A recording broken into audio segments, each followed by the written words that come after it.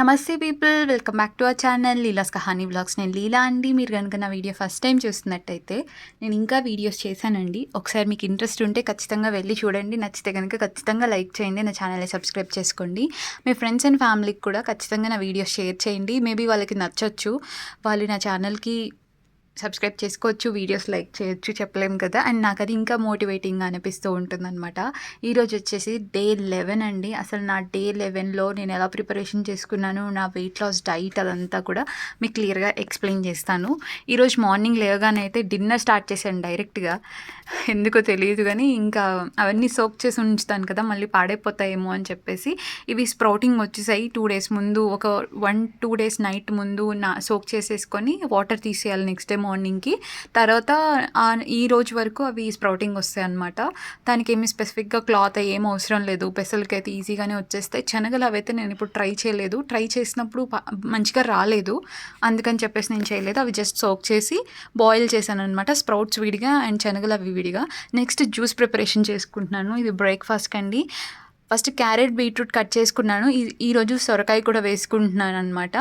And mint leaves add చేసుకున్నాను, ginger add చేసుకున్నాను అనమాట. నెక్స్ట్ వచ్చేసి ఏదో ట్రాన్సాక్షన్ కోసం చేశానండి, ఏదో సోప్కి, అంతేం లేదు అక్కడ, జస్ట్ క్యాజువల్గా చేశాను. తర్వాత అది జ్యూస్ పట్టేసుకోవాలి, మనకు తెలుసు కదా. ఫస్ట్ పేస్ట్ చేసుకోవాలి, తర్వాత వాటర్ వేసుకొని దాన్ని మనకు కావాల్సిన కన్సిస్టెన్సీకి తెచ్చుకొని మీరు స్ట్రైన్ చేసుకోవాలంటే చేసుకొని, లేకపోతే అలానే తాగేయచ్చు.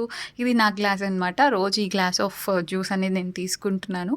ఎప్పుడన్నా తాగినప్పుడు ఖచ్చితంగా గ్రీన్ టీ అయినా తీసుకుంటానండి. ఏదో ఒక సప్లిమెంట్ అయితే ఖచ్చితంగా ఉంటుంది నాకు హెల్తీగా తీసుకోవడానికి అనమాట. తర్వాత వచ్చేసి ఇది నా మిల్లెట్స్ కుకింగ్కి పెట్టేశాను. అవి ఆల్మోస్ట్ కుక్ అయ్యేదాకా వచ్చాయి, ఇంకా కుక్ అవ్వాలి కూడా. ఇది నా డిన్నర్.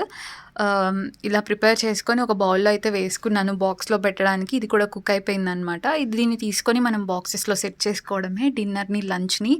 ఇంకా కర్రీ అయితే నేను చేసుకోవట్లేదు, నెక్స్ట్ చేసుకుంటే కనుక మీకు చూపిస్తానండి ఎలా చేసుకుంటాను అని. ఇది బాక్స్లో అయితే సెట్ చేసేసుకున్నాను. ఇవన్నీ బాయిల్ అనమాట.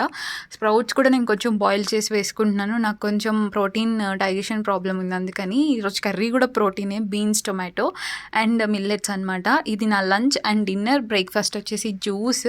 మధ్యలో నేను అవిసె గింజలు కూడా తీసుకుంటున్నాను. నేను ఇవన్నీ ఏమేమి తీసుకుంటున్నాను అనేది షార్ట్స్లో పోస్ట్ చేస్తున్నాను. మీకు ఇంట్రెస్ట్ ఉంటే ఖచ్చితంగా వెళ్ళి షార్ట్స్లో చూడండి, నేను ఏమేమి తింటున్నాను, what I eat in a day for my weight loss అని వీడియో షార్ట్స్ చేస్తున్నాను.